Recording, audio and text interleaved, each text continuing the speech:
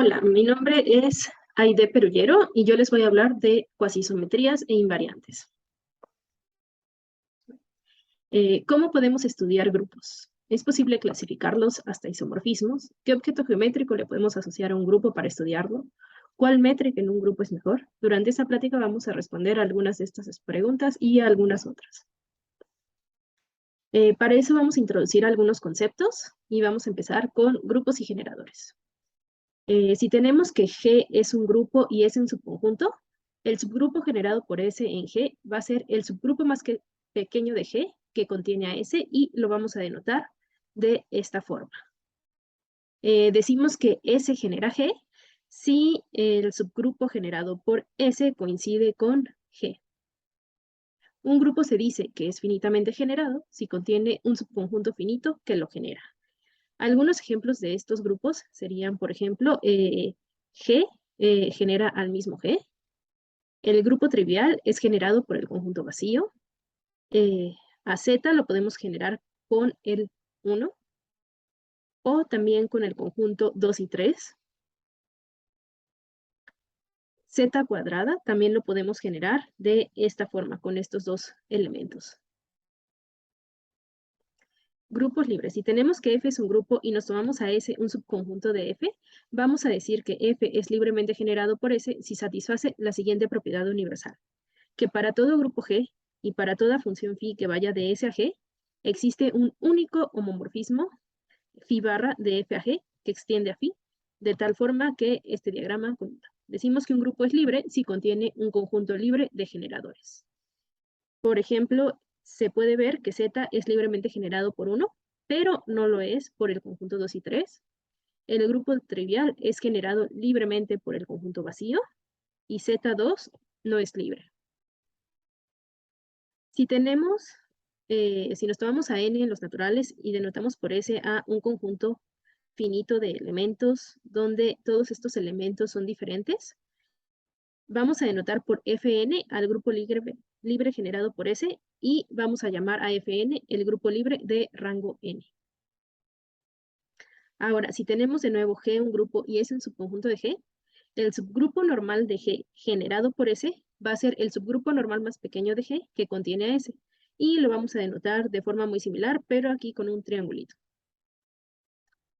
Ahora, si tenemos de nuevo que S es un conjunto y denotamos así por F de S al grupo libre en el conjunto S, y nos tomamos a R un subconjunto de nuestro grupo libre, entonces al grupo definido de esta forma, como este cociente, se va a decir que va a estar generado por S con relaciones en R. Si resulta que G es el generado por S con relaciones en R, entonces a este par se le va a llamar una presentación de G. Si además tenemos que S y R son finitos, vamos a decir que G es finitamente presentado. Entonces, por ejemplo, para todo n en los naturales, el grupo con conjunto generador X y con relaciones XN resulta ser Z módulo n. Si nos tomamos a dos elementos X y Y nos tomamos estas relaciones, esto es Z2. Si nos tomamos de nuevo dos elementos X y Y nos tomamos estas dos relaciones, resulta que esto va a ser el grupo trivial. Entonces, las presentaciones pues no tienen por qué ser bonitas. Ahora, para estudiar estos grupos, como les dije, vamos a ver un poco de métricas. Entonces, este concepto de longitud de la palabra nos ayuda para llegar a eso. Si tenemos que G es un grupo y S un conjunto finito de generadores, la longitud de la palabra de un elemento en nuestro grupo, que vamos a denotar de esta forma, va a ser el entero más pequeño n, para el cual existe una asociación de elementos S1 hasta Sn en S, tal que lo podemos escribir de esa forma. Entonces, por ejemplo, si nos tomamos a Z con el conjunto generador 2 y 3, la longitud del elemento 1, ¿cuál sería?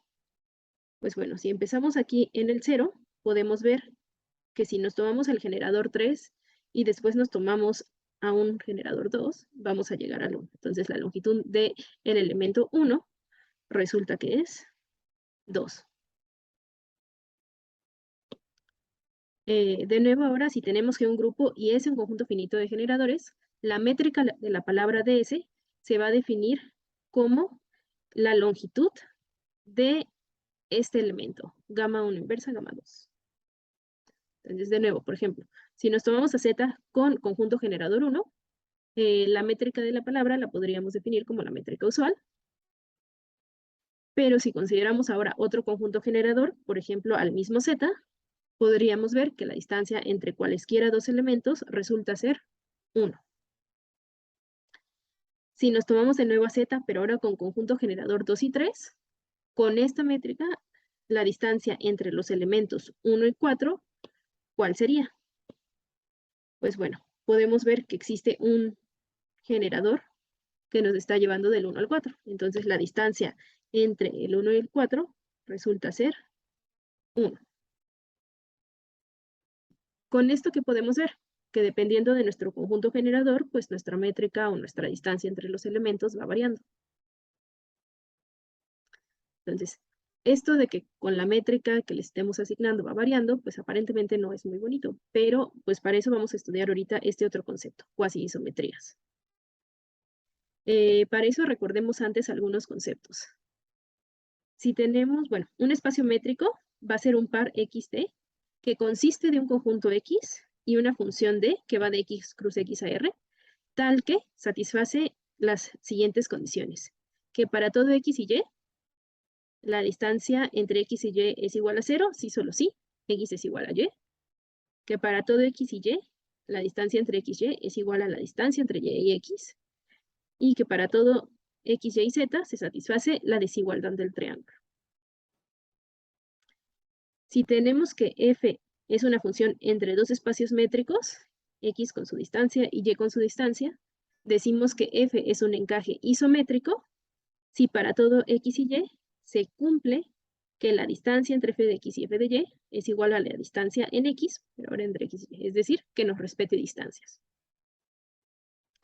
Decimos que f es una isometría si existe un encaje isométrico y si existe un encaje isométrico G de y a x, tal que las composiciones de estos dos encajes nos dan las identidades en los espacios x y y. Dos espacios métricos son isométricos si existe una isometría entre ellos. Entonces, este concepto de isometría es un poco rígido para poder estudiar los grupos. Pues para eso se introduce este otro concepto que es equivalencia bi-Lipschitz. Si tenemos de nuevo una función entre dos espacios métricos, vamos a decir que f es un encaje bi-Lipschitz si existe una constante c, tal que para todo x y y se satisface esta desigualdad, donde ahora estamos aquí permitiendo unos errores multiplicativos.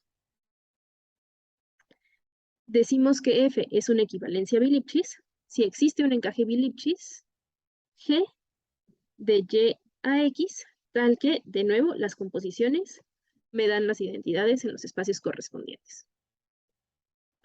Dos espacios métricos son bi-Lipschitz equivalentes si existe una equivalencia bi-Lipschitz entre ellos. Aún así, este concepto de equivalencias bi-Lipschitz es un poco rígido. Entonces, para eso se introduce este otro concepto de cuasi-isometrías. De nuevo tenemos a f, una función entre dos espacios métricos. Vamos a decir que f es un encaje cuasi-isométrico si existen ahora dos constantes c y b, tal que para todo x y y en nuestro espacio x se cumple esta condición de aquí, donde ahora, además de esta constante multiplicativa, este error multiplicativo, estamos admitiendo aquí un error aditivo. Una función f' de x a y se dice que va a estar a distancia finita de f si existe una constante d, tal que para todo x, la distancia en y de f de x a f' de x es menor o igual a esta d. Decimos que f va a ser una cuasi-isometría si es un encaje cuasi-isométrico y además si existe un encaje cuasi-isométrico que le podemos llamar cuasi-inverso, es decir, una función g que vaya de g a x, tal que las composiciones se encuentren a distancia finita de las identidades en los espacios correspondientes. Dos espacios métricos son cuasi isométricos si existe una cuasi isometría entre ellos. Entonces, algunas observaciones. Bueno, ya sabemos que los encajes isométricos son inyectivos. No nada más eso. Un encaje isométrico es una isometría si solo si es biyectivo. Los encajes bi-Lipschitz podríamos ver que igual son inyectivos. Y un encaje bi-Lipschitz resulta ser una equivalencia bi-Lipschitz si solo si es biyectivo. Pero ahora, ¿qué pasa con las cuasiisometrías? ¿Serán inyectivas? ¿Serán biyectivas? Pues bueno, resulta que si tenemos una isometría, eso es fácil ver que pues es una equivalencia bi-Lipschitz o que es una cuasiisometría. Pero el converso será cierto, es decir, si tenemos algo que es una cuasiisometría, ¿eso será una isometría? Veamos unos ejemplos antes de responder esto. Podemos ver, o se puede probar, que R, Z y 2Z son espacios que son cuasiisométricos bajo las inclusiones.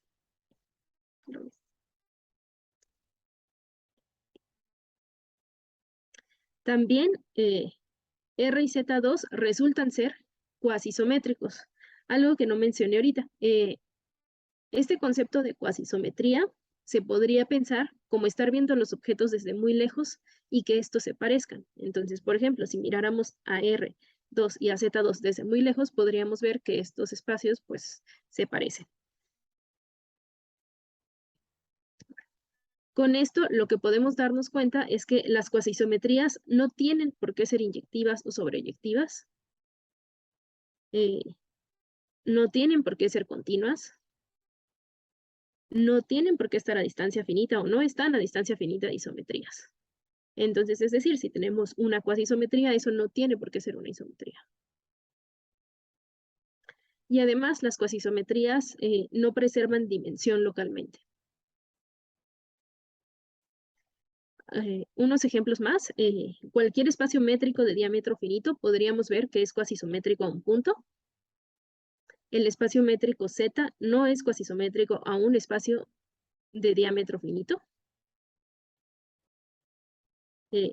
Vamos a ver más al ratito que Z2 no es cuasiisométrico al grupo libre en dos generadores, que los espacios métricos R y R2 no son cuasiisométricos, y que, por ejemplo, si tenemos una variedad riemanniana M con cubriente universal M tilde, es el grupo fundamental de la variedad resulta ser cuasi isométrico a su cubriente universal.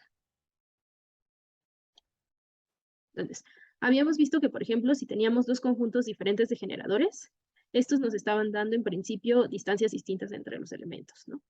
Entonces, ¿pero qué sucede bajo las cuasiisometrías? Pues bueno, si tenemos que G es un grupo finitamente generado y nos tomamos a S y a S', dos conjuntos finitos de generadores, entonces todo espacio métrico XD, que es cuasiisométrico a el espacio G con su métrica, resulta ser que también es cuasiisométrico a el espacio G con la otra métrica en este otro conjunto de generadores.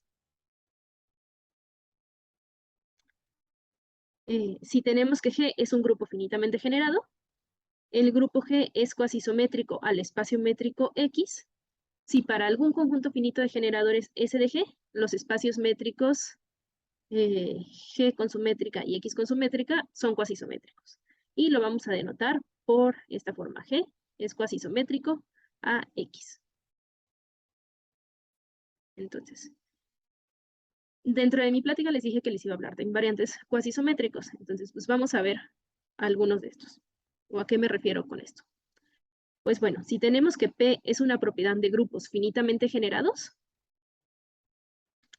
vamos a decir que P es una propiedad geométrica de grupos si para todos grupos G y H finitamente generados se satisface lo siguiente. Que si tenemos que G satisface esa propiedad y G es cuasiisométrico a H, entonces H satisface esa propiedad. En el caso de que pase eso, pues a P también le llamamos que es un invariante cuasiisométrico. Ejemplos de estas propiedades. Que un grupo sea finito es una propiedad geométrica. Tener un subgrupo cíclico de índice finito también lo es. Pero ser abeliano no es una propiedad geométrica. Ser finitamente presentado es una propiedad geométrica. Contener un subgrupo Zn de índice finito, sí lo es. Y podríamos ver que ser finitamente generado y virtualmente nilpotente también es una propiedad geométrica. Con esto, lo que podemos ver, otro concepto que podemos ver, es que si tenemos que G es un grupo cuasi isométricamente rígido, si cada grupo cuasi isométrico a G difiere de G, pero por grupos finitos. Si tenemos una propiedad algebraica de grupos que resulta ser una propiedad geométrica, entonces vamos a decir que tenemos un fenómeno de rigidez. Un ejemplo de este tipo de propiedades es el siguiente teorema. Si G es un grupo finitamente generado, cuasi isométrico a Z, entonces G tiene un subgrupo de índice finito isomorfo a Z. Esto lo que nos estaría dando es que Z es cuasi isométricamente rígido. Algunos tipos de invariantes que se pueden estudiar bajo cuasi isometría son estos de aquí: crecimiento de grupos, hiperbolicidad, fines de grupos, amenabilidad, dimensión asintótica, funciones de Dehn, conos asintóticos. Yo les voy a hablar en esta ocasión de lo que es el crecimiento de grupos. Entonces, para eso necesitamos algo que se llama la función de crecimiento. La función de crecimiento, que la vamos a denotar por beta, va a ser una función de n a n, que lo que nos va a hacer es decirnos cuántos elementos en nuestro grupo tienen longitud menor o igual a cierta constante k. Al igual que esta función de crecimiento, se puede definir otra función de crecimiento que se llama función de crecimiento esférica, y esa está dada por la diferencia entre la función de crecimiento k menos la de k menos 1. Es decir, nos está contando cuántos elementos de longitud exactamente igual a k hay. Veamos algunos ejemplos. Entonces, tomémonos a z generado por el 1. Entonces, elementos de longitud exactamente igual a 0, pues solamente tenemos 1. Entonces, elementos de longitud menor o igual a 0, pues vamos a tener igual 1. Ahora, elementos de longitud 1, pues tendríamos este elemento y este otro elemento, es decir, tenemos 2. Entonces, elementos de longitud menor o igual a 1, resulta que tenemos 2 más 1, 3, que lo vamos a escribir convenientemente como 1 más 2. Elementos de longitud 2, tendríamos exactamente 1, 2. Entonces, elementos de longitud menor o igual a 2, resulta ser que son 2 más 2 más 1, 5, es decir, pues podemos escribirlo de esta forma, como 1 más 2 por 2. Podríamos darnos cuenta que entonces elementos de longitud 3, pues igual tenemos 2, elementos de longitud 4, igual tenemos 2. Entonces, en particular, elementos de longitud k, pues tenemos exactamente 2. Y podríamos convencernos de que entonces la función de crecimiento en k elementos estaría dada por 1 más 2 por k. Otro ejemplo. Fijémonos ahora en z, pero generado por 2 y 3. Arriba están señalados como los saltos de longitud 2, abajo los de saltos de longitud 3. Entonces, empecemos. Elementos de longitud 0, pues tenemos 1. Entonces, pues nuestra función aquí sería 1. Elementos de longitud 1, podemos ver que son 1, 2, 3, 4. Entonces, elementos de longitud menor o igual a 1 resulta ser 5. Elementos de longitud 2 resulta ser que son 8. Y pues podríamos darnos cuenta, por ejemplo, haciendo todas las combinaciones posibles. Esta sería 1, 2, 3, ¿no? Entonces, así podemos ver que los elementos de longitud exactamente 2 son 8. Entonces, elementos de longitud menor o igual a 2 resulta que son 13, pero vamos a escribirlo convenientemente como 6 por 2 más 1. Podríamos ver, o a partir de 3 elementos, que todos van a ser exactamente 6. Entonces, en particular, elementos de longitud K resultan ser exactamente 6. Y eso lo que nos deja es que nuestra función de crecimiento estaría dada como 1 cuando K vale 0, 5 cuando K vale 1, y para K mayor o igual a 1, para K mayor a 1 resulta ser que es 6K más 1. ¿Qué pasa con Z2 con dos generadores, con estos dos generadores? Pues bueno, elementos de longitud 0, pues solamente tenemos 1. Elementos de longitud 1, ¿cuántos tenemos? Pues sería 1, 2, 3, 4, ¿no? Entonces, de longitud menor o igual a 1 resultan ser 5, que lo podemos escribir como 4 más 1. Ahora, ¿qué pasa a partir de 2? Pues bueno, esto es muy simétrico, ¿no? Podemos contar solamente los elementos de longitud 2 que tenemos en alguno de los cuadrantes y multiplicarlo por 4, y eso nos va a dar el total. Entonces, veamos. Ya habíamos visto que este era el elemento de longitud 1, ¿no? Entonces, tendríamos, este es uno de longitud 2, otro de longitud 2, ¿no? Entonces, tenemos exactamente 2 por cuadrante. Entonces, tendríamos 8 en total. Y pues si hacemos la cuenta, podemos convencernos de que esto es 13 y lo podemos escribir de esta forma. Entonces, elementos de longitud K, podríamos ver que son exactamente 4 por K, y eso que nos daría, pues que nuestra función de crecimiento estaría dada como 1 más 4 por esta suma, que eso haciendo cuentas podemos llegar a que es esto de aquí. ¿Qué pasa con el grupo libre en dos generadores? Pues bueno, igual, elementos de longitud 0 solamente tenemos 1. Entonces, pues aquí sería 1. Elementos de longitud 1, bueno, al igual que en el caso anterior, esto resulta ser muy simétrico, entonces basta con fijarnos pues en alguno de los cuadrantes. Pero bueno, elementos de longitud 1 sería aquí 1, ¿no? 2, 3, 4. Entonces, en total tenemos 5.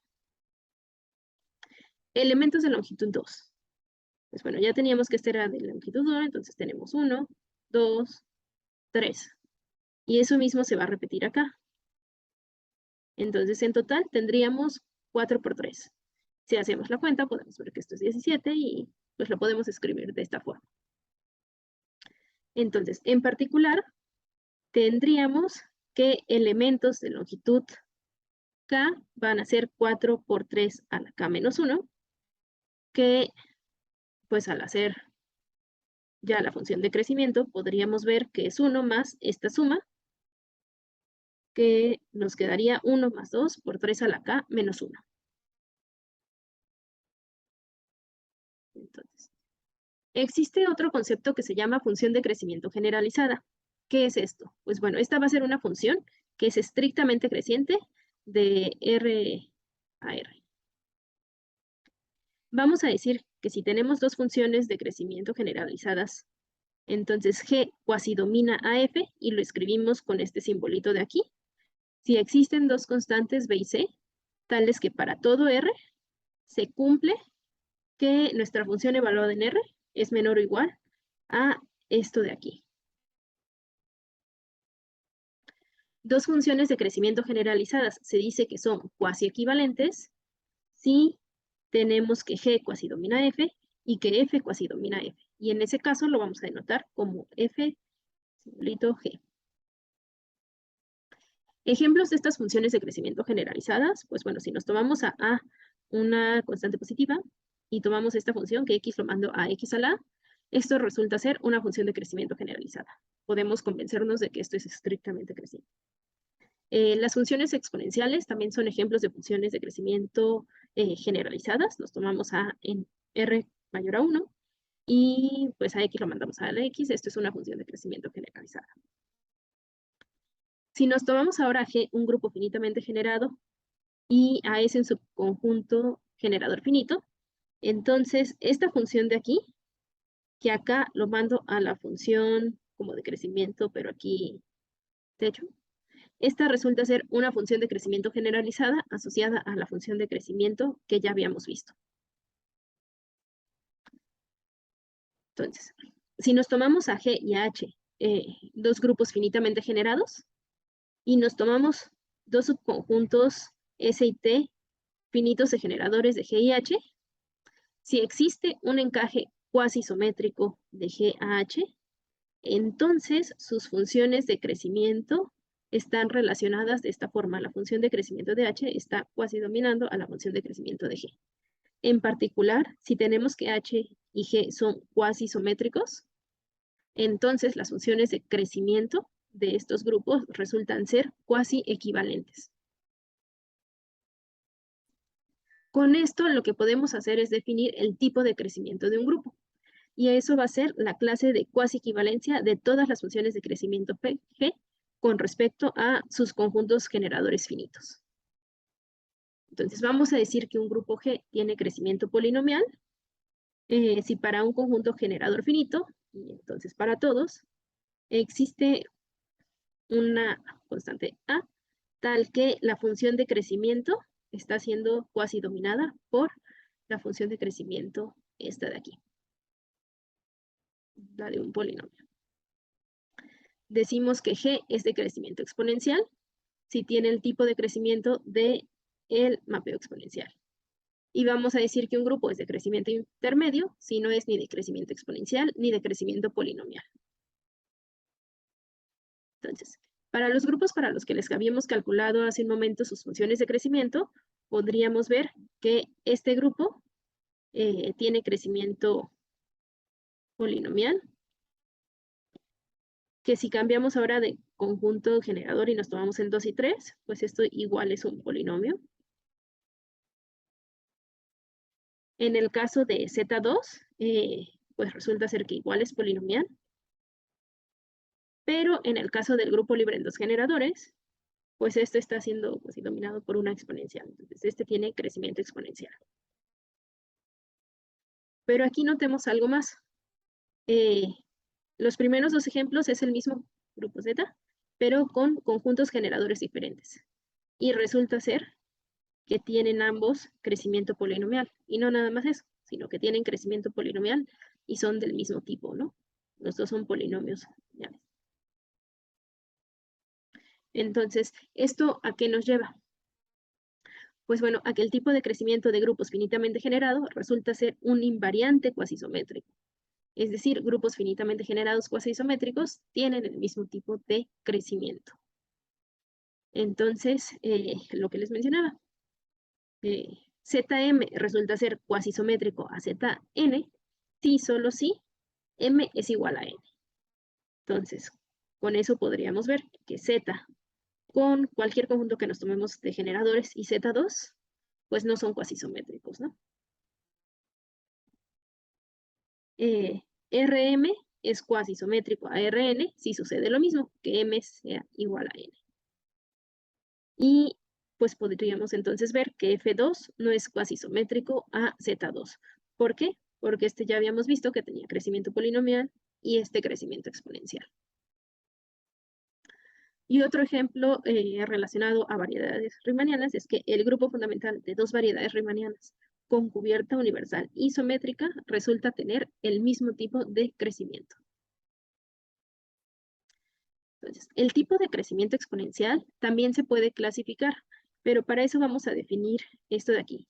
Vamos a denotar por omega de GS a el límite cuando k tiende a infinito de la raíz késima de nuestra función de crecimiento. Y eso le vamos a llamar el tipo de crecimiento exponencial. Vamos a denotar por omega de g al ínfimo de este tipo de crecimiento, donde pues ese son conjuntos finitos de generadores de g. Entonces, el tipo de crecimiento exponencial se dice que pues ese crecimiento exponencial, si omega de gs es mayor a 1, que es de crecimiento subexponencial, si esto es igual a 1, y que va a ser de crecimiento uniformemente exponencial, si omega de g es mayor a 1. Entonces, vamos a ver, por último, unas aplicaciones de estos conceptos de cuasisometrías y de tipo de crecimiento. Una consecuencia del lema de Milnor-Schwarz es la siguiente. Si tenemos que M es una variedad riemanniana cerrada y conexa y denotamos por M tilde a su cubriente universal riemanniano, y tomamos a X un punto en su cubriente, entonces la función de crecimiento de su volumen riemanniano, que a R lo mandamos a el volumen de esta bola, esto resulta ser cuasi equivalente a la función de crecimiento de su grupo fundamental. Y como corolario de esto, lo que podríamos ver es que si M es una variedad riemanniana compacta con corriente universal M tilde, entonces el grupo fundamental de M es cuasi isométrico a M tilde. Otros resultados interesantes de estos conceptos es, por ejemplo, este teorema de Gromov, que nos dice que grupos finitamente generados tienen crecimiento polinomial si y solo si son virtualmente nilpotentes. Es decir, todo grupo virtualmente nilpotente pues tiene crecimiento polinomial. Los tenemos entonces ya clasificados de cierta forma. Otro resultado es que, por ejemplo, si tenemos que G es un grupo nilpotente finitamente generado, entonces G tiene crecimiento polinomial. Y pues estos otros que ya les había mencionado, la rigidez cuasisométrica de Z y la rigidez cuasisométrica de Zn en general. Ahora les voy a hablar de cómo he aplicado yo estos conceptos a parte de mi investigación. Yo estudio unos objetos que se llaman variedades de gráficas de dimensiones superiores. La definición es un poco larga, pero vamos a ver una idea de qué son estas variedades. Entonces, de alguna forma, vamos a considerar que tenemos una cantidad, una colección finita de variedades con frontera. Y que tenemos fronteras difemorfas. Entonces, si tenemos fronteras difemorfas, las vamos a pegar por medio de algún difemorfismo. Entonces, por ejemplo, las puedo ir pegando. Aquí con los colores estoy marcando que fronteras son difemorfas. Entonces, de esta forma vamos a construir una variedad grandota. Así. Podría pasar que, por ejemplo, dos fronteras estén pegando de la misma variedad. Pero bueno, al final vamos a obtener una variedad grandota de esta forma. Entonces, estas variedades de gráficas, ¿de dónde toman su nombre? Porque tienen asociada un objeto que se llama una gráfica de grupos. ¿Y qué es esto? Pues bueno, vamos a denotar por T a una gráfica conexa no vacía. Por GB vamos a denotar a cada vértice, le vamos a estar asociando un grupo y a ese lo vamos a denotar por GB. A cada arista de nuestra gráfica le vamos a asociar un grupo y la vamos a denotar por GY. Y vamos a considerar monomorfismos del grupo de aristas al grupo de vértices. Y además, si tenemos que este es una arista, y estos son los dos vértices, y estamos considerando de esta forma el monomorfismo, cuando nos tomemos la arista en dirección contraria, vamos a pedir que este grupo de la arista en dirección contraria coincida con nuestro grupo. Entonces, a un objeto así es a lo que le llamamos una gráfica de grupos.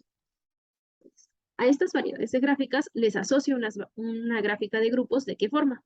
Pues bueno, a cada una de las piezas de mi variedad le asocio pues un vértice. Y aquí estos difemorfismos de pegado me están dando aquí ciertas aristas, pero pues en la definición estaba pidiendo que no fueran nada más vértices y aristas, sino tener grupos asociados. Entonces, ¿qué grupos les vamos a asociar? Van a ser los grupos fundamentales. A esta variedad le asocio su grupo fundamental. A esta otra, pues aquí su grupo fundamental. Y la forma en la que estoy aquí pegando esto me va a dar este grupo de aquí, que va a ser el grupo que le voy a estar asociando a las aristas. Entonces, ¿cuál es pues la idea general? Entonces, yo tengo una variedad de gráficas a la que le asocio una gráfica de grupos y además existe otro objeto que se llama el árbol de Basser, que resulta estar asociado con el cubriente universal de esta variedad.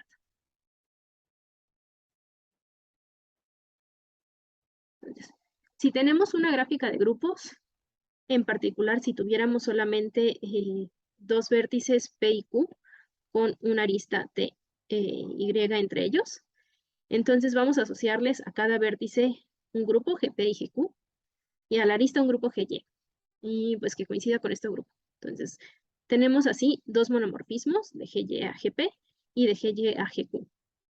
El grupo fundamental de un objeto así, de esta gráfica de grupos, resulta ser el producto amalgamado del grupo GP y GQ con respecto al grupo GY. Entonces, en el caso de las variedades de gráficas, por ejemplo, si solamente tuviéramos esta parte de aquí, pues estaríamos haciendo el producto amalgamado de estos dos con respecto a el de aquí.